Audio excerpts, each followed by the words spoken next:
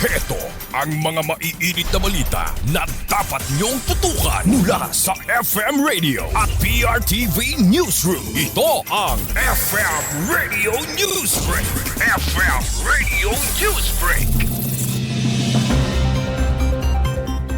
Magandang umaga mga ka-Vice. Narito na ang mga nagbabagang balita para sa ating FM Radio Newsbreak. Tiniyak ng Bureau of Immigration na nasa Pilipinas pa rin ang mga personalidad na inisyuhan ng precautionary hold departure order ng Korte sa Maynila.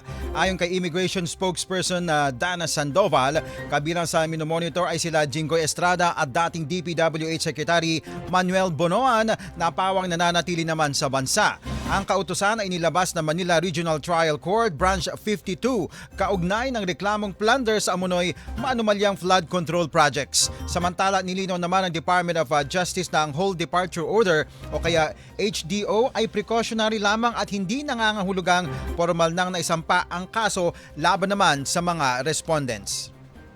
FM Radio Newsbreak. FM Radio Newsbreak. At sa ating iba pang mga balita, pasok na sa round 16 ng Dubai Open Championship si Alex Ayala matapos talunin ang world number 4 na si Jasmine Paulina sa straight sets na 6-1, 7-7. Or 7-6 rather. Dominante ang 20-year-old na Pinay sa unang set at nananatiling kalmado sa dikitang second set na umabot naman sa tie break para tuluyang masalyuhan ang panalo. Sa tagumpay na ito, patuloy ang impresibong kampanya ni Ayala sa torneo. FM Radio Newsbreak. FM Radio Newsbreak.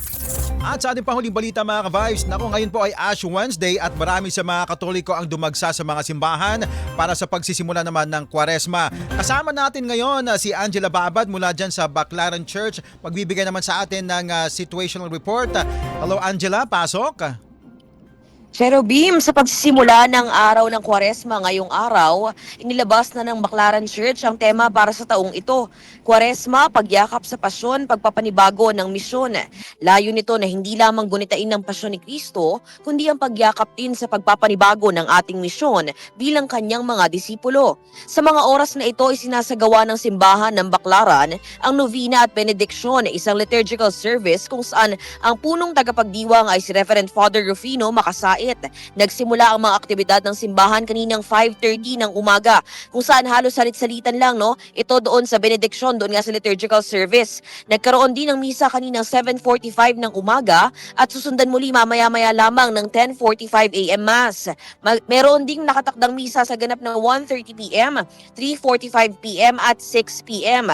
Para sa buong detalye ng mga aktibidad ng simbahan ngayong Kwaresma, maaaring i-check ang kanilang social media page. Yan muna ang latest mula sa simbahan ng Baclaran ngayong Ash Wednesday. Ako si Angela Babad para sa FM Radio News. Maraming salamat sa iyo Angela. FM Radio Newsbreak. FM Radio Newsbreak. At yan mga ka-Vibes, ang buong kalipunan ng ating pagbabalita para sa ating FM Radio Newsbreak. Ako po si Cherubim Ganadin, ang inyong naging tagapagbalita. Magandang umaga. Inyong narinig ang FM Radio Newsbreak dito sa FM Radio, Favorite Music Radio.